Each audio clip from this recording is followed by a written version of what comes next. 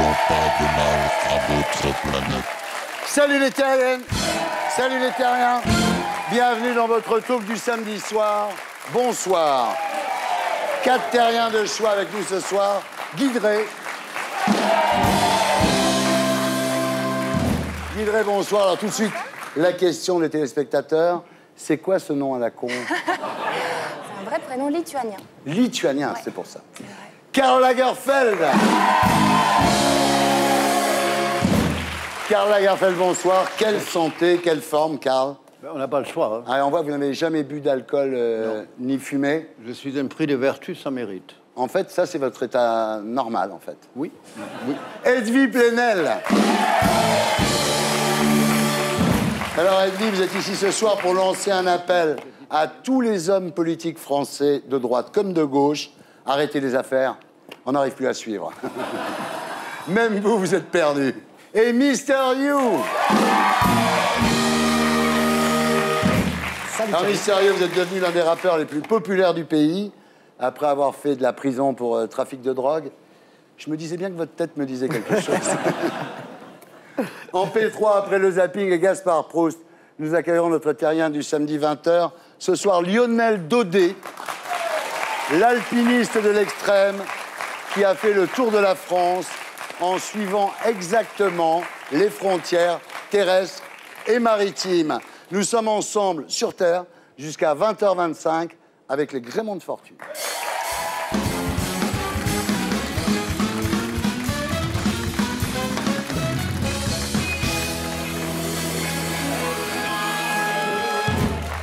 Karl Lagerfeld, rebonsoir. Bonsoir. Vous avez déclaré, dans les émissions de télé, j'envoie ma marionnette, c'est elle que les gens attendent, pas moi. Je me suis créé une image, c'est mon armure, les gens s'amusent avec, cela me permet de survivre.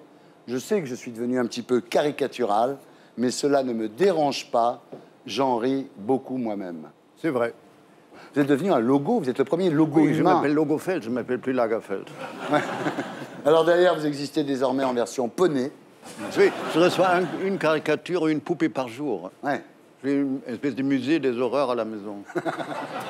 Alors, vous savez qu'on raconte quand même que le vrai Karl Lagerfeld serait retiré depuis longtemps dans un château en Bavière et qu'en fait, les Lagerfeld qu'on voit sont des sosies. C'est peut-être possible pour le look, mais plus difficile pour la voix et la façon de parler.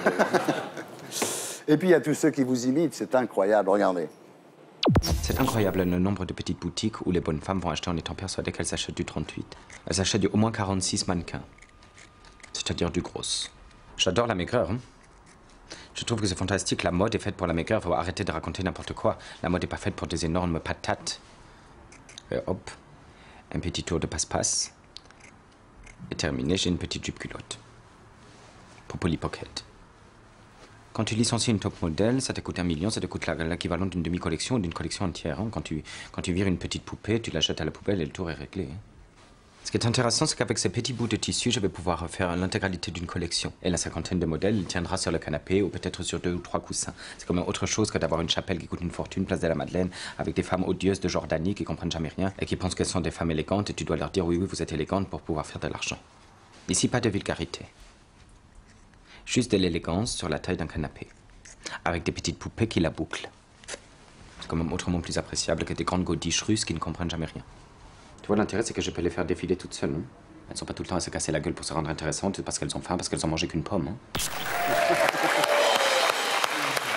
Alex Lutz, génial. En tout cas, le vrai Karl Lagerfeld restera comme celui qui a ressuscité la maison Chanel. Vous avez déclaré d'ailleurs, Coco Chanel m'aurait détesté. Pourtant, elle aimait bien les Allemands, Coco Chanel. Oui, mais notre relation n'aurait pas été de ce niveau-là. Hein. Oui. Je m'appelle pas Spatz. Hein. Ah là. Alors, cette année, pour présenter votre collection, Karl, vous avez transformé le Grand Palais en supermarché Chanel, oui, où des mannequins défilaient en faisant leurs courses. C'est du pop art. Mais tout le monde y va aujourd'hui. Ouais. Donc, et si vous avez la chance de porter du luxe et pouvez acheter des choses, il ne faut pas les porter dans un... Ah, ça, il faut faire attention, c'est pas pour aller là. Il faut traiter ça comme Bien si sûr. c'était H&M. C'est une super Sinon, idée. c'est vulgaire. Ouais. On va regarder.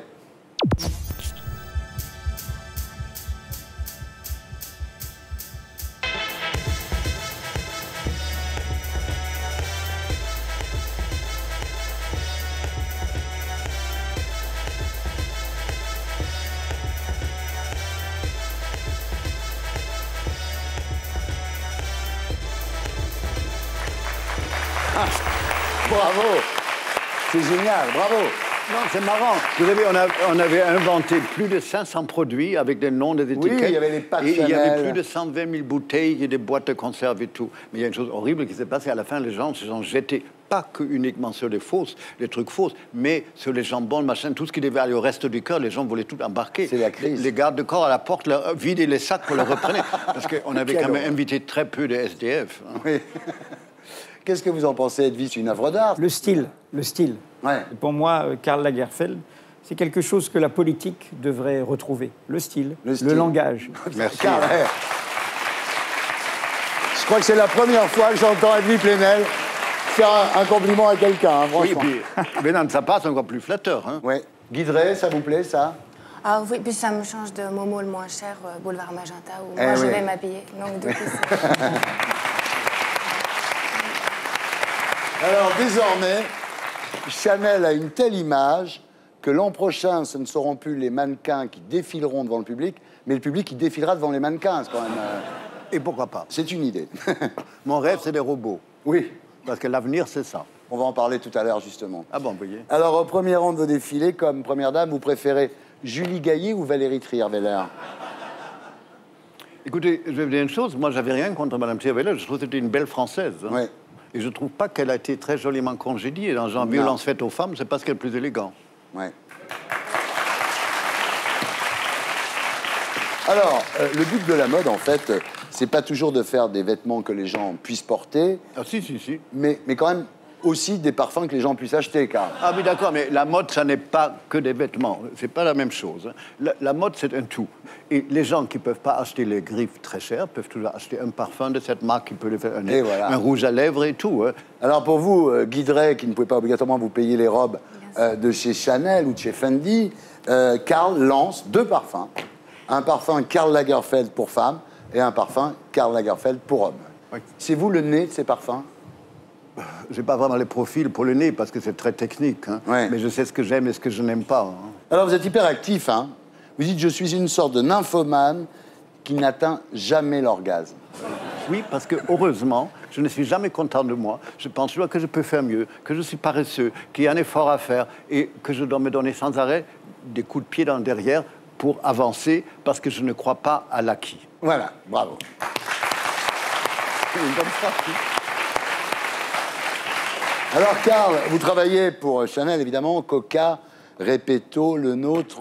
Et est-ce que vous avez déjà proposé de dessiner des hanches en plastique et des déambulateurs? Ben là, on ne peut pas tellement évoluer parce que ça va garder la forme des Oui. os, donc il n'y a pas rien à grand-chose à inventer, faire. en fait. Non, et puis Ouais. vraiment, je ne meurs pas d'envie de ça non plus. Hein. Quel est le truc le plus dingue qu'on vous ait demandé de dessiner? De personnaliser des capotes anglaises. Hein. Des capotes Lagerfeld, Oui. avec les lunettes? Oui, mais je ne l'ai pas fait. Je ne l'ai pas fait. Je ne l'ai pas fait.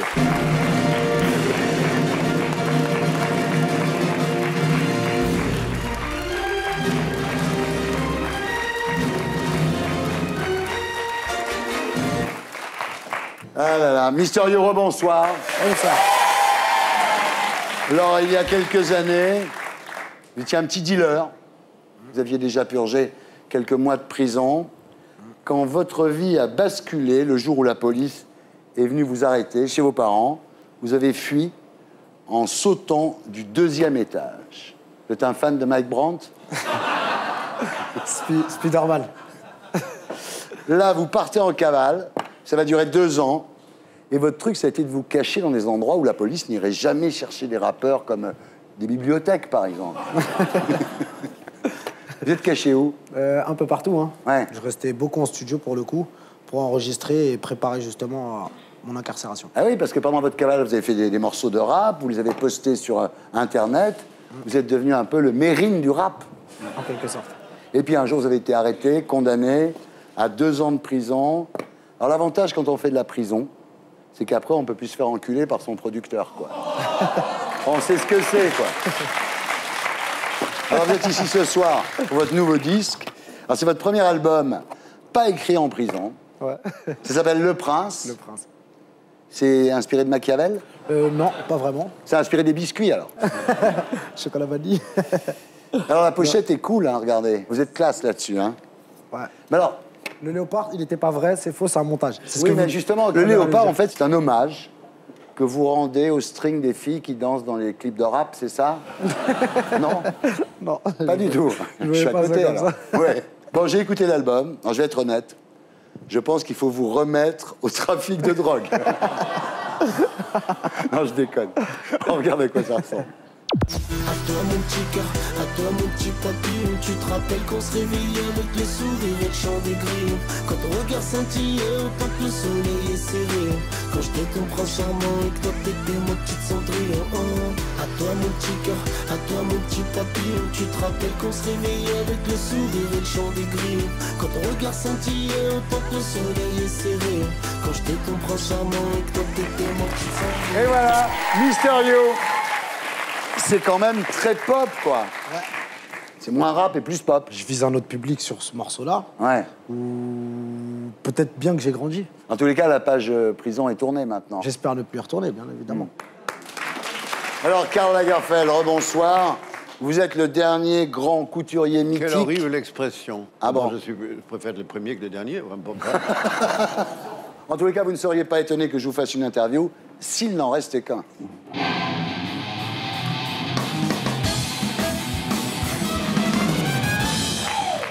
Alors, Karl, s'il ne restait qu'un livre, En français, ça serait les 6 poèmes de Catherine Pozzi. c'est votre copine? Elle est morte depuis 1935. J'aurais dû faire des études. S'il ne restait qu'un film, Les Dames du Bois de Boulogne. C'est une histoire de vengeance et j'adore ça. s'il ne restait qu'un tableau, Un tableau, Les Minines de Velázquez. s'il ne restait qu'une ville, Ben, ça serait flatteur de dire Paris. et en fait, c'est quoi la vraie réponse? Ben, je ne sais pas. Moi, j'ai une passion pour Buenos Aires. S'il ne restait qu'un lieu, Un non-lieu.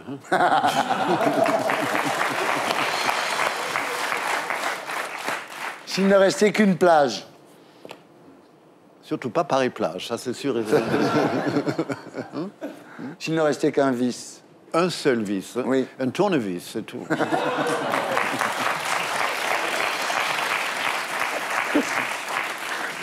s'il ne restait qu'une drogue.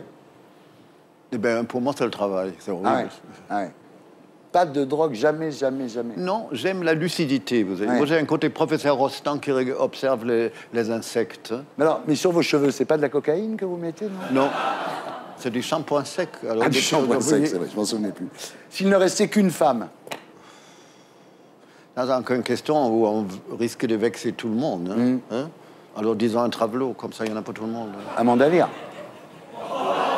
Ça, vous lui posez des questions. Je ne sais pas, j'ai connu Amanda Mannequin, j'ai jamais vu que c'était un homme. Je la connais depuis 40 ans, ça m'a jamais frappé, sauf la voix. Mais les voix basses de Marlène Dietrich, ça existe en Allemagne. Hein. Oui. S'il ne restait qu'un homme, Ben, c'est la même question qu'une femme, Ouais. je veux dire, comme ça. Amanda Lear, allez, c'est OK. Vous avez vraiment, après, c'est la pauvre Amanda Lear. Hein. Non, mais c'est une amie. Oui, je sais bien. S'il ne restait qu'un luxe, Le comble du luxe, c'est d'avoir du temps. s'il ne restait qu'un mannequin, Ah, restons francs, il y a Inès de la Fressange. ah, bien.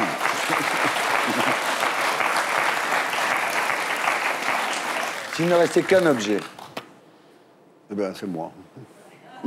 et voilà. Voilà que je vous réponds. Guy Drey, bonsoir. Alors, vous êtes la chanteuse dont tout le monde parle en ce moment. Vous avez réuni 7000 spectateurs au Printemps de Bourges. On a pu vous voir récemment sur la scène de l'Olympia. Vous avez plus de 100 000 fans sur Facebook. Et vous vous êtes rendu célèbre en interprétant des chansons crues, politiquement incorrectes, pleines d'humour noir, comme « On fait tous caca Oui, parce que c'est vrai. »,« Toutes des putes C'est vrai aussi. »,« La vie, c'est de la merde C'est malheureusement pas faux. »,« Pisser debout » On aimerait bien. ou encore « L'amour à l'envers ». Et oui, malheureusement. Pourquoi malheureusement? Bah, il faudrait pouvoir changer parfois. On est d'accord, à côté de vous, Mister You, c'est Hervé Villard, quoi.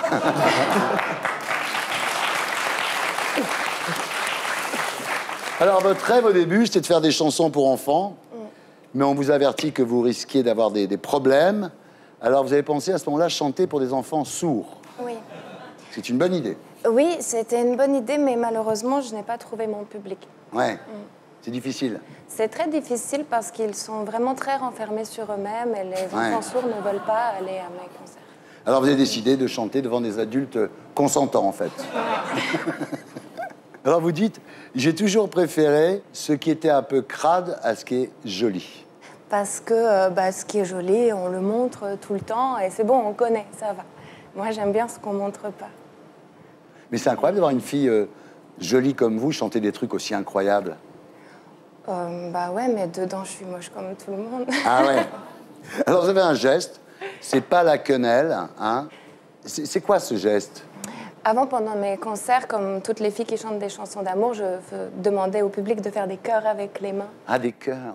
Et en fait, à un moment, je me suis dit qu'il y en avait marre de ce monopole du chœur et que peut-être il y avait d'autres organes qui méritaient aussi d'être représentés dans les salles de spectacle. Et en plus, le chœur, c'est pas du tout manchot-friendly. Parce que si on n'a qu'une main, c'est vraiment nul. Ouais. Et du coup, je me suis dit, pourquoi pas faire des petits anus avec les mains. Ce sont des anus. Bah oui.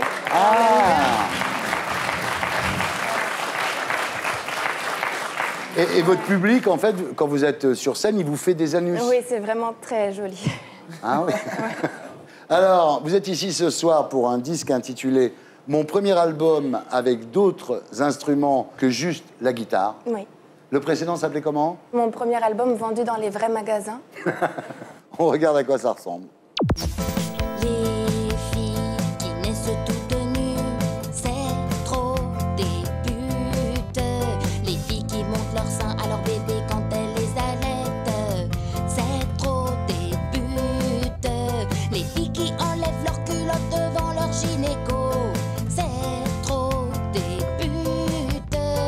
Les filles qui sont à poil dans leur douche, c'est trop des putes.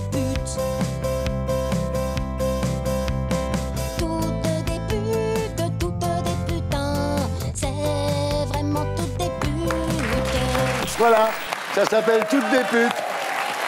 J'ai pris celle qui était diffusable, hein, parce qu'il y en a des pires. Dans la vie, elle fait beaucoup plus jeune que... Là, elle fait très sérieuse. Oui. Là. Et dans la vie, elle fait gamine, presque. C'est une gamine, en fait. Hein. Alors, vous êtes actuellement en tournante dans toute la France. Dans toute la France, bien sûr. Alors, votre vrai nom, c'est Guidré Barros-Caïté. Guidré Barros-Caïté. Voilà, vous êtes né le 23 octobre 1985 à Vilnius, en Lituanie. Tristement célèbre. Ah, c'est là où Quentin tue ses copines. C'est ça. On a des très bons radiateurs très solides, en fait. Je pense que c'est pour ça que les gens y viennent, parce que il faut se faire attacher au radiateur. La Lituanie, mais c'est les plus audacieux. Ah ouais? Ah oui. Ceux qui entouraient la garde de fer des bolcheviks, ils étaient lituaniens. Ah ouais. Les hommes qui ont accompagné Trotsky et tout, ils étaient lituaniens. Putain. C'est les plus audacieux, les plus transgressifs. C'est pour ça qu'elle est comme ça. Merci, Edwy.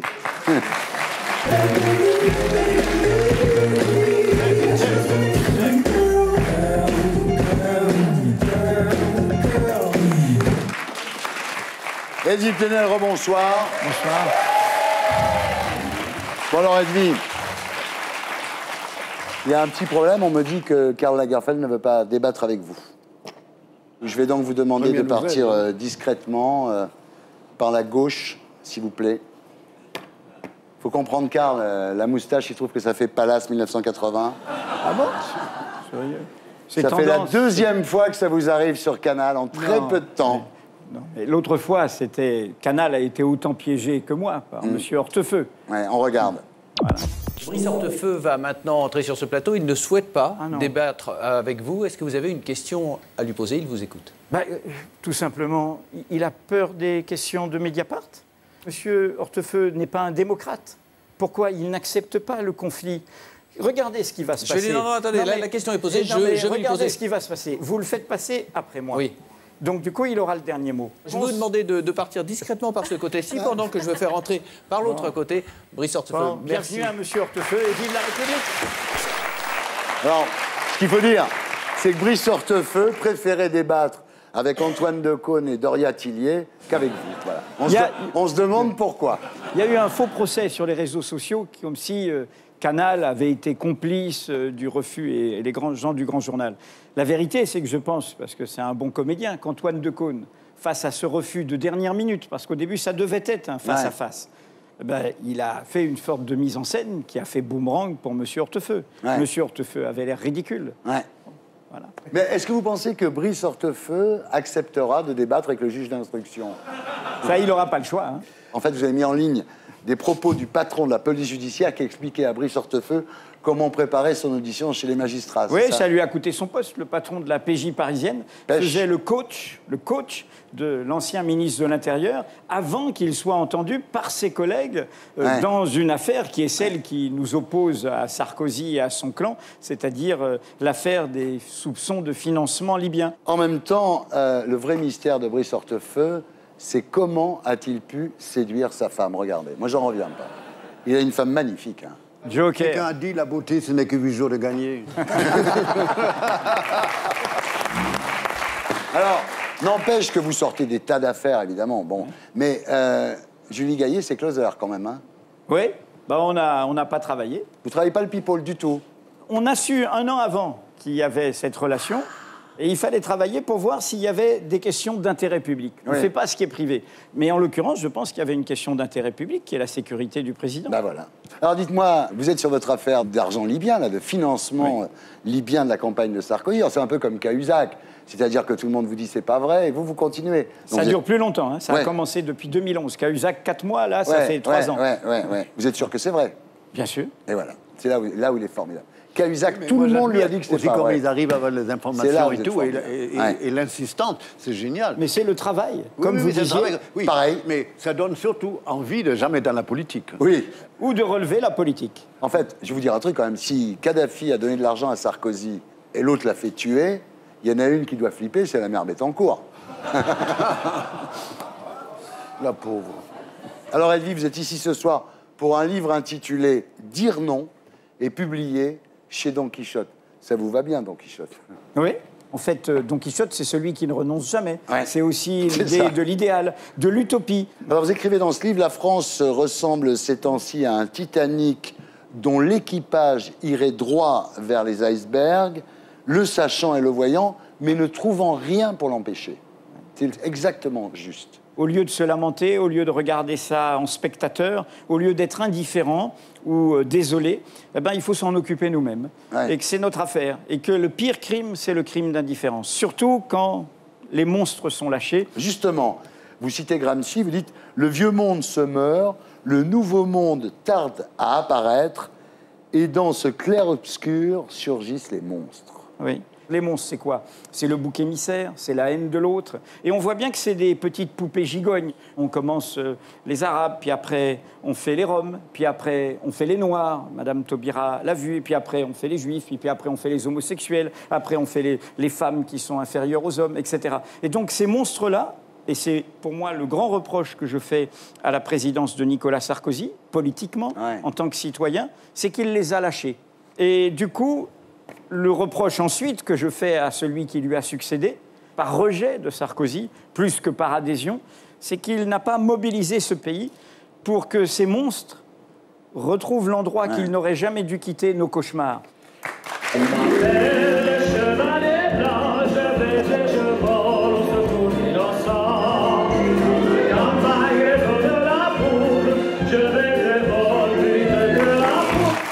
Edwy Plenel.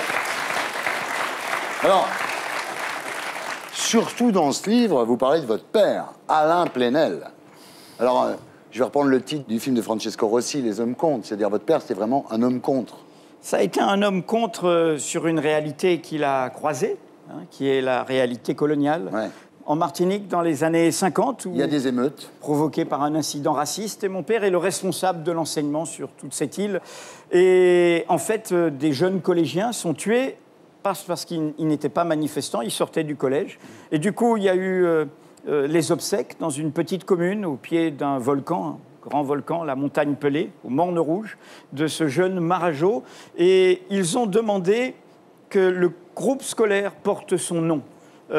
Et mon père, patron de l'enseignement, a accepté et a dit qu'il représentait une autre France que celle qui avait tué la France ce de monsieur. l'égalité. Voilà. Et ça lui a coûté, au fond, 20 ans d'exil Mais intérieur. oui, sa carrière a été bloquée. Il a été sanctionné, il a dû partir en exil en Algérie, il a dû travailler à l'étranger pour l'UNESCO. Il n'a été réhabilité qu'au début des années 80, quand il y a eu l'alternance avec François Mitterrand. Bravo. Ce livre a été écrit à l'aube de son décès. Il est décédé le 18 novembre et c'est ça qui m'a donné envie de nous secouer, et pas seulement de me secouer. Comment dire, chacun fait son chemin comme il peut, comme il veut, comme il tâtonne, avec on trébuche et on a nos aventures. Moi, je le dis tout simplement, j'ai fait mon chemin et c'est ma cohérence en m'efforçant de relever son nom.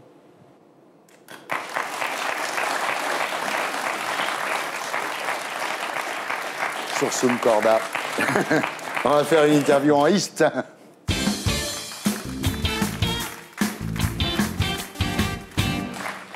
Êtes-vous hollandiste? Non, non, non. Êtes-vous socialiste? Non.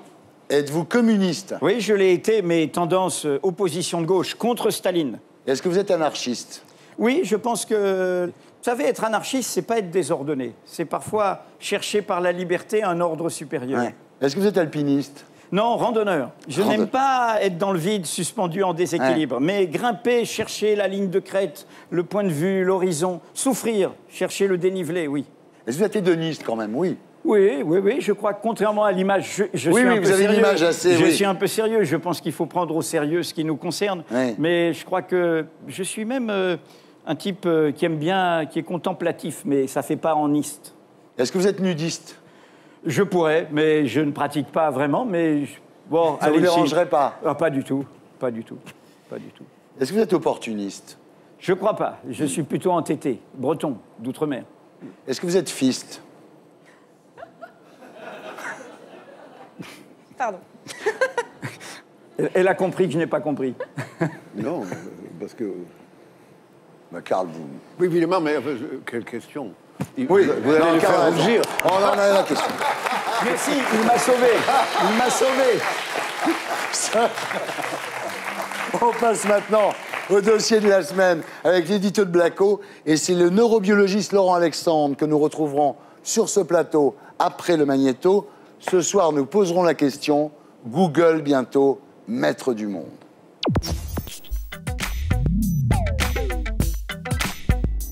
Google va-t-il devenir le maître du monde? Le grand projet de Google, c'est de créer un homme nouveau qui soit plus beau, plus fort, plus intelligent et surtout immortel. Ça paraît délirant et pourtant, ça faisait la une de Time Magazine l'hiver dernier. Google peut-il vaincre la mort? Jusqu'à présent, c'était les religions qui proposaient le paradis ou la résurrection. Désormais, c'est Google qui veut nous rendre immortels. Mais pour de vrai. En 2012, Google a embauché Ray Kurzweil, un gourou médiatique qui annonce que les progrès de la science vont permettre d'améliorer l'espèce humaine. Well, we're going to become increasingly non-biological to the point where the non-biological part predominates and the biological part is not that important anymore. Pour cela, Google a décidé de se lancer dans l'eugénisme 2.0 en investissant dans l'entreprise de génétique 23andMe, qui a déposé un brevet permettant aux parents de créer leur bébé sur mesure. Voici l'incroyable bébé magique. La méthode permet d'éviter certaines maladies, mais aussi de déterminer les caractéristiques physiques de l'enfant et même de choisir certains traits de sa personnalité. Je suis contente. Mais pour créer son homme nouveau, Kurzweil ne compte pas seulement sur la génétique. Son ambition, c'est d'augmenter les pouvoirs de l'homme en le connectant à des machines. Kurzweil estime qu'à partir de 2030, les ordinateurs deviendront plus puissants que des cerveaux humains. Du coup, on pourra sauvegarder la totalité d'un cerveau humain sur un ordinateur et mettre ainsi notre esprit à l'abri de la destruction du corps. Et puis, une fois que l'esprit est sauvegardé, il suffira de le connecter à un robot qui remplacera notre corps. Moitié homme, moitié robot. Ça tombe bien, Google a investi dans Boston Dynamics, une entreprise qui jusque-là a été financée par l'armée pour construire des robots de combat. Alors évidemment, au début, tout le monde ne pourra pas bénéficier des progrès de la science. Les hommes nouveaux à l'ADN modifié et à la cervelle connectée constitueront alors une nouvelle espèce supérieure à l'Homo sapiens. Tout ça ressemble à un film de science-fiction. Pourtant, vu que Google réalise plus d'1 milliard de dollars de bénéfices par mois, ça lui donne les moyens de mettre en œuvre son idéologie de l'homme nouveau. Et là, ça devient assez flippant, car au XXe siècle, ce sont les régimes totalitaires qui rêvaient de créer un homme nouveau. Et à chaque fois, ça s'est très mal fini. Voilà, c'était l'édito de Blacko, mise en image de Julien Grappe. Laurent Alexandre, bonsoir. Bonsoir. Vous êtes neurobiologiste. Vous dirigez DNA Vision, une société spécialisée dans le séquençage de l'ADN. Et vous avez écrit La mort de la mort. Bienvenue parmi nous. Alors, Google, bientôt maître du monde. Alors, derrière tout ça, il y a un homme qu'on a vu dans le sujet qui s'appelle Ray Kurzweil. C'est le pape du transhumanisme. Alors, qu'est-ce que c'est le transhumanisme?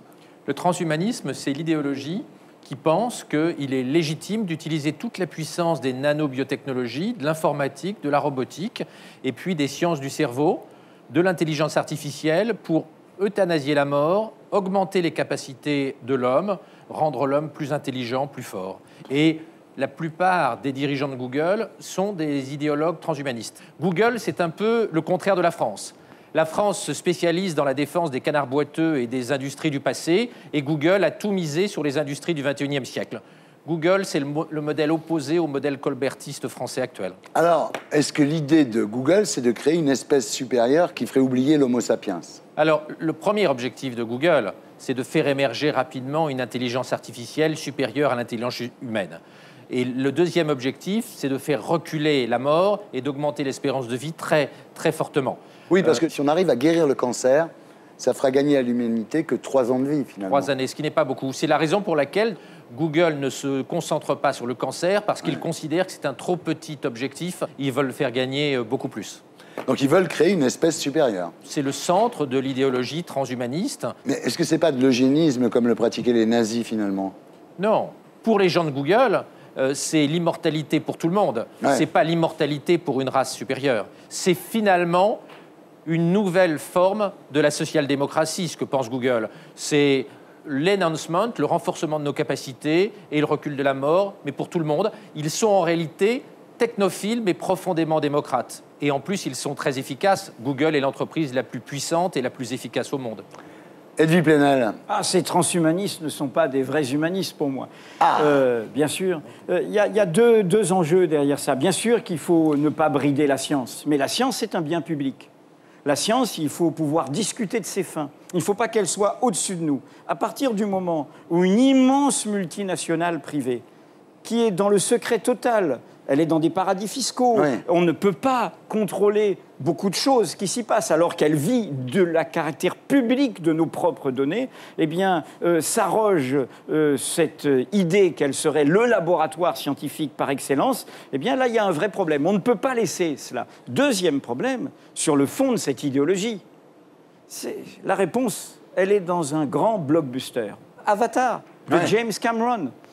C'est la fable du numérique. Il nous montre comment on peut être dans une folie de la puissance, une folie de la domination, une folie de l'homme supérieur, et oublier que nous faisons partie de la nature. Nous ne serons jamais une machine. Nous sommes des animaux. Mais nous si sommes votre cerveau des êtres. Et tout le contenu de votre cerveau est mis sur un ordinateur et que cet ordinateur est branché sur un robot, on aura plein d'Edwy Plenel. Mais cet ordinateur, il n'aura pas cet accident qui existe dans la nature. L'événement, le tremblement de terre, le séisme, le volcan, le cyclone.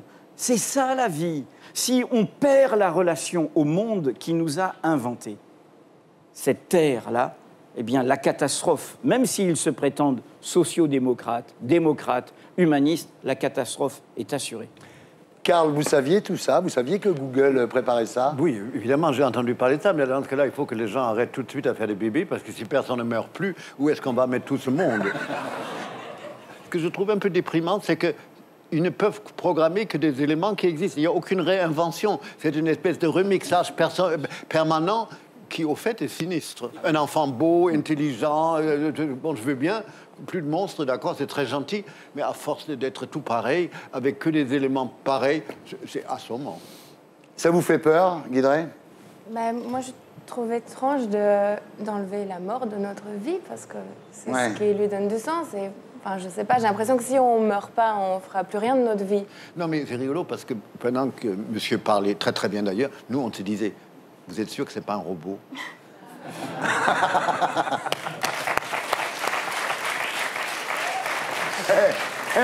C'est possible. Oui, parce que le débit est tellement impeccable. C'est tellement comme si c'était une baisse de disquette programmée. Moi, je bafouille, nous, on bafouille, on parle comme ça n'importe comment. Lui, il parle Tandis bien. que lui, c'est une espèce de mitrailleuse Ouais. que je me suis dit, celui-là, il est bien programmé. Alors, le problème, vous dites effectivement qu'ils sont sociodémocrates, etc. Enfin, déjà, sur le plan fiscal, ils sont quand même dans les paradis fiscaux. Est-ce que finalement, l'homme qu'ils vont créer ne sera pas aussi trouble que leur comptabilité? Non, mais il ne faut pas penser que les gens de Google sont des inconscients. Les progrès de la robotique et de l'intelligence artificielle sont tellement rapides qu'ils ont créé un comité d'éthique spécialement dédié à la réflexion sur leurs responsabilités face à l'intelligence artificielle. Et dans Google, certains se sont même inquiétés et se sont posé la question de mettre des limites aux capacités de l'intelligence artificielle que Google Oui, mais va enfin, immanquablement créer. C'est quand même leur comité d'éthique, c'est pas le comité d'éthique de la République. Oui, mais attendez, la République ne réfléchit pas à ces sujets-là. Nous sommes entièrement tournés vers le passé. Nous ne réfléchissons pas aux conséquences des nanobiotechnologies et de l'intelligence artificielle. Il n'y a pas de débat en France sur ces sujets-là. Donc le seul débat, il est là où existent ces technologies, c'est-à-dire la Californie, qui est en train de devenir un petit peu maître du monde, et il n'y a pas que Google dans la partie. Ouais. Nous devons de toute urgence réfléchir à ce qu'il faut faire de ces technologies qui effectivement sont vertigineuses, et il est clair que de toute façon, le 21e siècle est le siècle du vertige. Une question tout à fait stupide. Cette nouvelle humanité supérieure, intelligente, est-ce qu'elle va être très heureuse? Est-ce que les robots peuvent être heureux? Peut-être. Alors, c'est un grand débat. Les gens de Google sont persuadés qu'ils vont faire émerger une vraie intelligence artificielle avec une conscience artificielle, comme dans les films de science-fiction entre 2035 et 2045. Dans ce cas-là, le problème du bonheur des robots se posera. D'ailleurs, le vice-président d'une grande entreprise d'électronique, le patron de Qualcomm, a récemment dit « Il ne serait pas éthique, lorsque nous aurons créé une intelligence artificielle ayant une conscience, de la débrancher. Ouais. Ce serait faire preuve d'un racisme C'est horrible. contre l'intelligence du silicium que de débrancher un robot ou l'intelligence C'est génial. artificielle. Personne ne va oser tuer les robots. Mais finalement, s'opposer à un robot, c'est comme s'opposer en 1850 à un nègre en Afrique. C'est une forme de racisme. C'est un racisme particulier, mais c'est un racisme. Génial. Laurent, merci d'avoir été avec nous. Et nous accueillons notre terrien du samedi 20h ce soir, Lionel Daudet. Bonsoir. Bonsoir. Alors en 2011, vous lancez le pari complètement fou de faire le Tour de France au plus près de la frontière, le Tour de France exactement, 465 jours plus tard, après 10 000 kilomètres parcourus à pied, en vélo, en kayak et le passage de 1500 sommets, vous avez réussi votre pari. Vous racontez votre inimaginable défi dans un livre intitulé « Le Tour de la France exactement », publié chez Stock et à 20h dans Salut les Terriens. Le best-of de Gaspard Proust.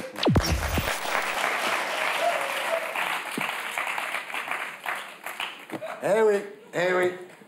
Eh oui. Ah, je suis content. Je suis content de te voir. Moi aussi. Si t'es là, c'est que t'as retrouvé du boulot, quoi. Non, mais c'est vrai. Enfin, mais il est là pour une pièce de théâtre. Ah ouais, donc c'est pas encore. Le 17 septembre. Non, c'est pas encore ça. Non, mais faut être lucide. Le théâtre, c'est quoi? C'est le foyer Emmaüs du cinéma, quoi. C'est un peu le.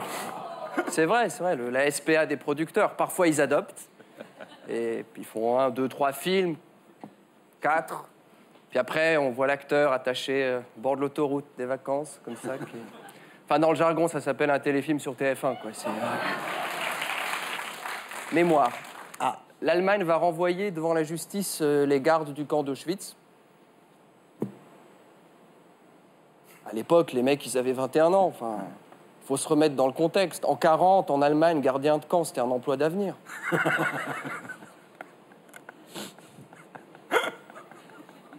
Musique.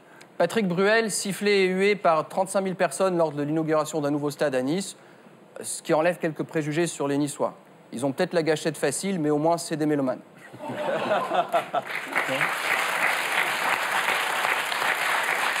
On vient de trouver 1,3 tonne de cocaïne dans un avion à Paris.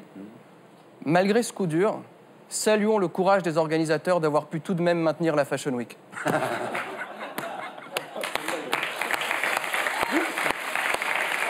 Amour, un père a été condamné à une amende de 500 € pour avoir mis une fessée déculottée à son fils. Ouais, 500 €. Alors on dit que le gamin avait les fesses toutes rouges. Heureusement pour le père, tu vois, s'il l'avait mise moins forte, il était condamné pour pédophilie. Puis 500 €, je suis désolé, 500 €, si même la violence conjugale devient un sport de riche...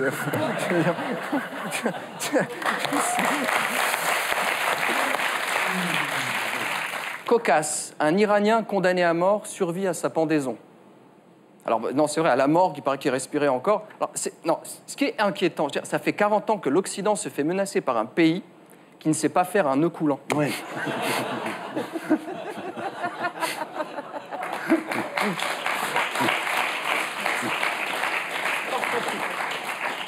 Sport toujours. Bertrand Cantat affirme « J'ai commis l'irréparable ». Pourquoi? Il a fait un duo avec La Fouine. Je sais pas. Rumeur, moyennant les subventions, des villes accueilleraient des populations noires de Seine-Saint-Denis. Bah, peu de choses près, ça s'appelle le marché des transferts en Ligue 1. Ouais. Le Tour de France va commencer en Angleterre. Bon, ça, c'est normal. Avec tous les évadés fiscaux, l'Angleterre est devenue un territoire national. Enfin, c'est... Alors, chaque année, le départ du Tour se fait à l'étranger. C'est Belgique, Angleterre, Corse. La Roumanie, on hésite encore. Hein. Parce que là-bas, tu dis caravane qui va s'élancer vers Paris. Enfin,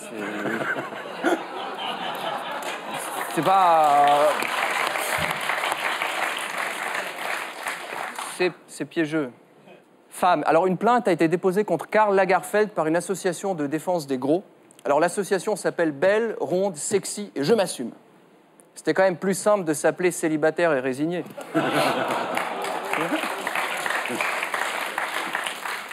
Prostitution. Alors, ils vont vraiment pénaliser. Hein. Ouais. Ça va vraiment se faire. Ouais. Ça va faire tourner la tête de toutes les prostituées. De voir leurs clients prendre une amende de 1 500 €, là, ça va... Avec cette mesure, tout ce qu'on va voir, c'est que les prostituées du périph' vont se prendre pour des escortes du 8e. Art. Le chanteur M a fait une prestation dans le métro à Paris. Alors, je veux pas juger, mais je trouve que c'est pas la manière la plus futée de se faire du fric au black. Ouais. Bon, le côté positif, ça va peut-être donner des idées aux enfoirés. Ah, ça serait une bonne idée, hein, les enfoirés dans le métro. Ouais. Surtout sur les rails. Ce serait vraiment... Non, mais pas vous. Enfin, non, vous êtes un peu à part dans les enfoirés. Vous êtes le seul qui arrivait à vivre de votre métier.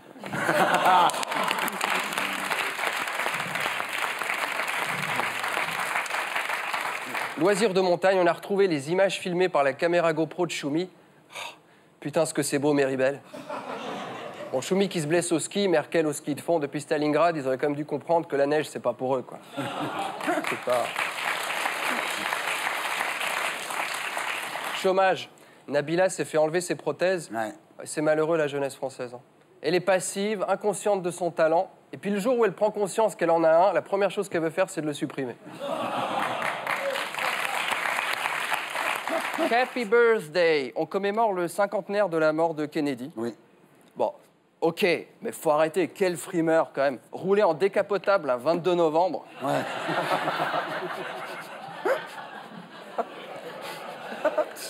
Faut pas s'étonner qu'après, bah, t'attrapes un coup de froid carabiné, quoi. C'est...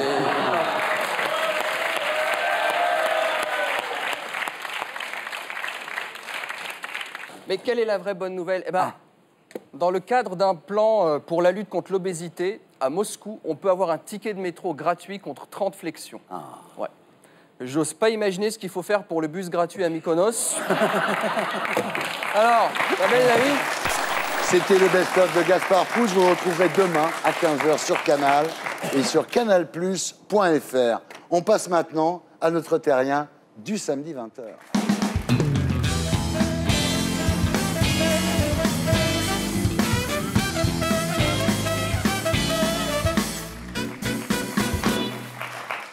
Lionel Daudet, rebonsoir. Vous êtes né le 4 février 1968 à Saumur, dans le Maine-et-Loire, fils et petit-fils d'instituteurs. Dans la région, le sommet le plus haut culmine à 216 mètres. Vous dites que les alpinistes ne grandissent pas forcément en montagne. Non, d'ailleurs, la plupart viennent des plaines pour aller en montagne, Voilà. parce que la montagne est une histoire avant tout souvent de passion. Alors néanmoins, tous les étés, vos parents vous emmènent découvrir les plaisirs de la montagne, ce qui fait que le reste de l'année, vous escaladez tout ce que vous trouvez, hein, des arbres, des menhirs, des moulins. Des moulins comme celui d'Audet, bien sûr. Voilà, dès qu'il y a un truc à escalader. Alors, votre passion continue à l'adolescence, la VARAP devient une obsession, et après un bac C, vous commencez une licence de physique. Alors, vos amis vous appellent Dodd. Dodd, faire ou mourir, do or die. Ah. Mais c'est pas faire ou mourir dans le sens je joue à une roulette russe en montagne, mais au contraire de traduire une forme de radicalité dans ses actes, de rien lâcher. Oui, ça c'est sûr. Alors, à 24 ans, vous arrêtez vos études, vous voulez être ce qu'on appelle un vagabond grimpeur. C'est à cette époque que je rencontre Véronique, qui va devenir ma femme. Et Véronique, finalement, va être mon premier sponsor, avant même que je commence à trouver des partenaires qui vont me permettre de devenir professionnel de la montagne. Et en fait, Véronique accepte votre choix de vie, ce qui n'est pas évident. Hein. On s'est rencontrés et puis elle me dit, évidemment, et qu'est-ce que tu veux faire? Et je lui dis le plus sérieusement du monde, alpiniste. Et elle a eu l'impression que c'était quelque part un gamin qui répondait pompier. Cosmonaute. Ouais. Alors, en 1994, à 26 ans, vous recevez le Piolet d'or. C'est la plus haute distinction mondiale en matière d'alpinisme et c'est vrai que c'est... merci. C'est récompensé par ses pairs. Alors, dans les années 90, vous enchaînez les ascensions en solo sur les plus grands sommets du monde, sans assistance, sans moyens de communication, en Alaska, en Patagonie, au Groenland, dans l'Himalaya, au Venezuela. Et dans le Cervin, vous faites une voie absolument, la voie des disparus. Au cours d'un voyage hivernal, donc au moment le plus dur, par les moyens le plus durs, en solo, et en empilant aussi 3 autres faces. Et là, c'est un peu le drame, puisque je vais me geler et que, malheureusement, je vais avoir 8 orteils de coupés, quoi. Mais une chose est certaine, c'est qu'on peut vous couper des morceaux de chair, mais on ne vous coupe pas la joie de vivre. Et puis un jour, vous réalisez que vous n'êtes plus à l'aise dans ces grandes aventures en solitaire, vous n'avez plus trop la foi. Et là, en 2011, vous décidez de vous lancer un nouveau défi, le Dodd Tour, donc le Do or Die Tour. Alors l'idée, c'est incroyable, c'est de faire le Tour de France par la frontière, c'est-à-dire en utilisant un moyen de transport non motorisé. Ça peut être l'escalade, la marche, la navigation, le cyclisme. Hein. Alors il y a une règle, hein, ne jamais dévier de plus d'une dizaine de mètres de la frontière. Vous savez qu'au-delà de l'aventure, c'est quand même une œuvre d'art conceptuelle ce que vous avez fait. Quand même. Complètement. Pour moi, il y a une vision créative de Oui, l'alpinisme c'est de l'art. qui est un peu un renouveau aussi. C'est-à-dire que dans un sens classique, l'alpiniste qui ouvre des voies dans des parois, bah, à l'heure actuelle, dans les Alpes, je suis désolé, c'est très encombré. Donc, l'alpiniste a fermé une porte et en a ouvert une autre qui est celle du monde imaginaire, de l'invention de nouvelles lignes. Voilà. Et quelque part, ces lignes peuvent être des lignes existantes, mais qui n'ont jamais été parcourues. Et du coup, la paroi devient la France. C'est génial, vraiment. C'est génial, bravo. Alors, vous commencez par le Mont Blanc le 10 août 2011. Alors là, ça commence très mal parce que vous vous retrouvez au refuge du bivouac de la Fourche. Effectivement, au départ du Mont Blanc, c'est les premiers jours de beau et du coup, c'est la promiscuité. Il y a du monde de partout. On ne peut pas dormir. Effectivement, il y a des chaussettes qui traînent de partout. J'ai la tête contre un sac poubelle pour dormir. Enfin, c'est glauque, quoi. Vous continuez votre route sur la frontière à travers les Alpes. Vous dites dans votre livre les phalanges crispées sur la France et les pieds ripant vers l'abîme italien. Il faut imaginer des lignes de crête complètement acérées, qui sont en fait des lignes de partage des eaux. D'un côté, l'eau coule en Italie, de l'autre, elle coule en France. Et nous, on grimpe vraiment agrippés à ce sommet, à cette fêtière. Et effectivement, les mains sont un peu côté France et les pieds côté Italie ou l'inverse. Sérieusement, vous souffrez le martyre, là, quand même. Oui, parce que donc, j'ai eu des amputations et du coup, mes pieds sont quand même fragiles. Et en plus, j'avais été en Antarctique juste avant où j'avais eu des problèmes et du coup, les pieds étaient infectés. Du coup, il fallait vraiment nettoyer. C'était pas... Difficile de garder sa bonne humeur, hein. Alors, c'est difficile et facile en même temps. C'est-à-dire qu'on se rend compte qu'il y a tellement de joie dans le voyage, tellement de bonheur à être là-haut, que finalement, les souffrances, on les oublie très vite. Alors, une fois passé les grands sommets, vous arrivez dans les vallées. Alors là, vous découvrez un problème absolument inattendu. Les lignes de TGV, les autoroutes. Vous êtes obligé d'escalader des grillages avec votre vélo sur les épaules. D'ailleurs, quand vous franchissez une ligne TGV, vous vous rendez compte qu'un TGV, ça va vraiment très vite. Oui, c'est ça, c'est-à-dire qu'il faut passer vite. Là. Ah oui, là, c'est vraiment dangereux. Et effectivement, il y a eu plusieurs fois, il y a eu des motards belges de l'autre côté qui se demandaient d'où j'arrivais. Puis en fait, ils n'ont jamais pensé que j'avais eu le culot de traverser la voie. Donc, ça a été assez amusant, en fait. Alors, un jour, vous tombez sur un portique équipé d'un tourniquet en métal, une borne frontière, au milieu de nowhere. Rien autour, l'absurdité de la frontière dans toute sa splendeur. C'est-à-dire que la frontière, elle est tout et n'importe quoi. Alors, dans la nature, elle ne signifie strictement rien. Et quelque part, ce portique en plein milieu d'une prairie, j'avais l'impression que c'était un peu comme une porte qu'on aurait mis au milieu d'une grande place vide. C'était complètement étonnant, mais en même temps, c'était la frontière, elle était là et l'homme l'avait mise là. Vous prenez conscience, en fait, de l'inexistence de la frontière. C'est ça le plus fort. On se rend compte qu'effectivement, depuis les accords de Schengen, depuis la venue de l'Europe, cette frontière qui existe dans nos têtes, puisque c'est la représentation mythique qu'on a de la France, notre hexagone, n'existe absolument plus sur le terrain et que les frontières, en tant que barrières, ne sont plus là. Alors, dans le Nord, vous passez devant des taudis où les rideaux sont remplacés par des cartons. Vous voyez des gens en guenilles avec des sourires édentés qui survivent dans le dénuement le plus total. Il y a de la pauvreté et c'est vrai qu'on constate ces écarts, cette pauvreté dans le Nord, cette richesse absolue sur la Côte d'Azur, etc., etc. Et il y a vraiment cette photographie qui se fait au fil du voyage. Alors vous continuez 10 heures par jour à pied, à vélo, en kayak, en char à voile même.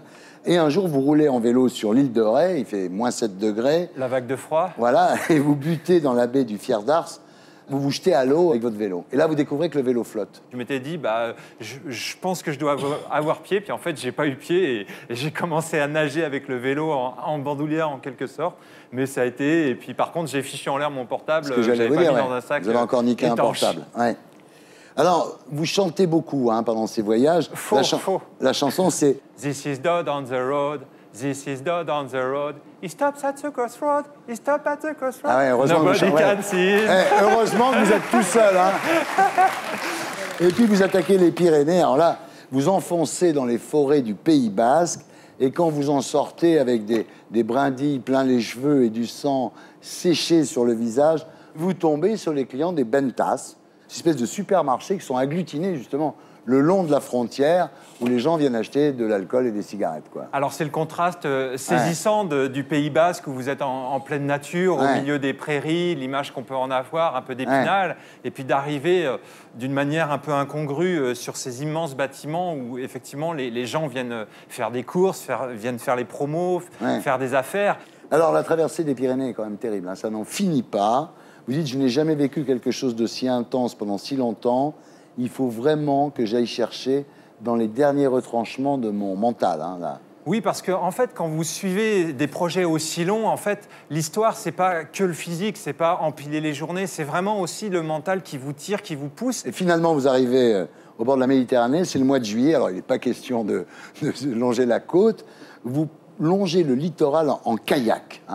Bah oui, parce que imaginez du VTT entre les serviettes, ça allait peut-être un peu compliqué. Voilà. Donc ça a été l'option côté mer, d'être en kayak de mer, juste en limite de baigneur. Et du coup, on avait du spectacle, c'était très agréable. Et vous zigzaguez entre les gros cargos et les nudistes. Voilà. Vous faites le tour de la Corse, tant que vous y êtes. Et arrivé au bout de la côte de la Méditerranée, vous remontez le long de la frontière italienne en suivant des barbelés posés par Mussolini. C'est quoi cette histoire ? C'est l'histoire de la frontière et de la Seconde Guerre mondiale, puisque en fait... Ils sont toujours là ? Ils sont toujours là, même s'il y a eu des campagnes qui les ont enlevés. Il y en a encore beaucoup. Alors, un jour, vous êtes frappé par la foudre, du flanc jusqu'au talon. Alors, vous avez une paralysie instantanée, c'est terrible. D'ailleurs, vous aurez après une tache grosse comme une pièce de 2 € sur le dos. Complètement, c'est une des parties dures du voyage. C'est ce que l'alpiniste appelle griller un joker. C'est-à-dire que là, on se met un peu en zone rouge, ce qu'on refuse tout le temps. On essaye toujours d'être dans du risque calculé. Mais à un moment donné, l'orage survient beaucoup plus vite que prévu. Les abeilles, donc ce grésillement qui vous bourdonne dans les oreilles. Et puis l'instant d'après, la vision d'un éclair blanc qui vous traverse au niveau des pieds, une immense décharge électrique, paralysé, tombé par terre, et effectivement, la chance folle que la foudre transite par le piolet qui était dans le sac à dos et passe dans le bas du dos, ressort par le pied sans passer par le cerveau ou le cœur. Ah ouais. Alors, finalement, bon, on arrive quand même, on arrive au bout. Dernière ligne droite, donc le Mont Blanc. Et quand vous y êtes, vous appelez votre femme, Véro, vous lui dites merci. Oui, parce que pour moi, c'est finalement tous les gens qui ont participé, et ils ont été plus de 200 dans cette caravane du Dot Tour à venir à mes côtés, qui ont permis finalement la réalisation de ce projet qu'on juge magnifique et qu'on va dire, voilà, c'est quelque part une œuvre d'art. L'œuvre d'art, c'est pas moi, c'est le projet, et qui a été rendu possible par ma femme, par ses amis, par les Sherpas qui nous ont ravitaillés. On regarde. Et tout le monde. On est au Mont Blanc. Ouais, bon, on est au Mont Blanc. Et on risque... Ouais, c'est trop dur.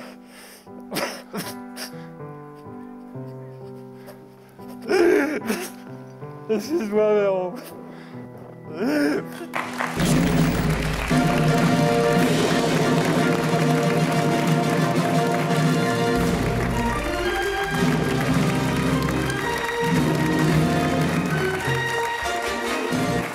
Voilà, vous racontez tout ça dans un livre qui s'appelle Le Tour de France exactement, qui est publié chez Stock. Super, bravo. Merci à vous. Voilà, c'était Salut les Terriens, votre talk du samedi soir avec Guy Drey, mon premier album avec d'autres instruments que juste la guitare. Il est dans les bacs, vous êtes en tournante dans toute la France. Karl Lagerfeld pour l'ensemble de son œuvre et ses nouveaux parfums pour hommes et pour femmes. Edwy Plenel pour Dire non chez Don Quichotte et Mediapart, qui est devenu super utile dans le pays maintenant, hein, vraiment. Mysterio, l'album s'appelle Le Prince, en tournée dans toute la France. Laurent Alexandre, neurobiologiste et chef d'entreprise. Lionel Daudet pour le Tour de France exactement chez Stock. Merci à tous ceux qui m'ont aidé à faire cette émission. Salut les Terriens!